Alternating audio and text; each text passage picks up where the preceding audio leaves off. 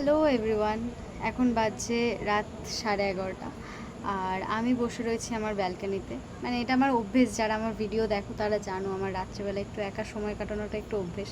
তো অনেক দিন পর একটা ছোট্ট ভিডিও তোমাদের সাথে শেয়ার করতে চলে এলাম। তো আমি বলেইছিলাম আমার একটা ছোট ক্লিপে যে আমি একটু ব্রেক নিচ্ছি নিজের লাইফে, নিজেকে একটু টাইম দিচ্ছি। তো সেই টাইমের মধ্যে আমি একটু বসে রয়েছি ব্যালকনিতেই। খাওয়া দাওয়ার পরে একটু ভালো লাগে, এখানে একা বসলে পরে একটু মনটা শান্ত লাগে। তো এখানে বসে আমি একটা জিনিস অবজার্ভ করলাম যে একাকিত্বটা সবসময় কিন্তু একা হয় না। তো এটা বলছি কারণ আমি দেখাই তোমাদের।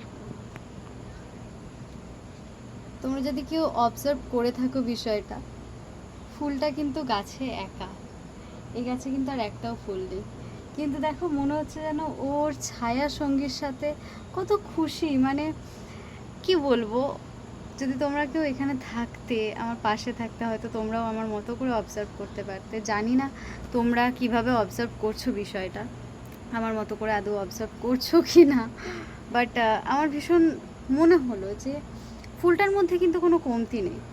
এত সুন্দর দেখতে, এত মিষ্টি একটা রং, আর গন্ধ তো অসাধারণ সুন্দর। মানে কি বলবো, একদম মানে অপূর্ব দেখতে। জাস্ট জাস্ট দেখো, তোমরাও দেখো কত মিষ্টি দেখতে ফুলটা, একদম একটা সুন্দর গোলাপি কালার।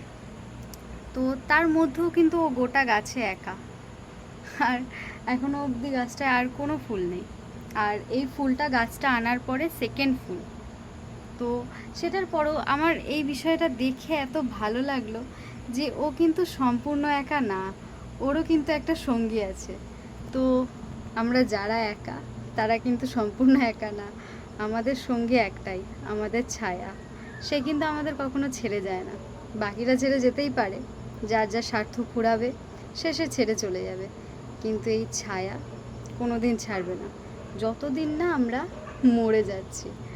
মৃত্যুর পর এই সঙ্গী আমাদের সঙ্গ ছাড়ে, তার আগে না। আমৃত্যু এরা আমাদের সঙ্গ দেয়।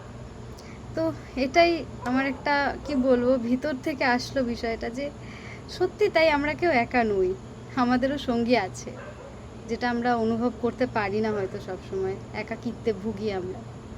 আমরা যদি একটু ভেবে দেখি তাহলে আমরা কিন্তু কেউ একা নই।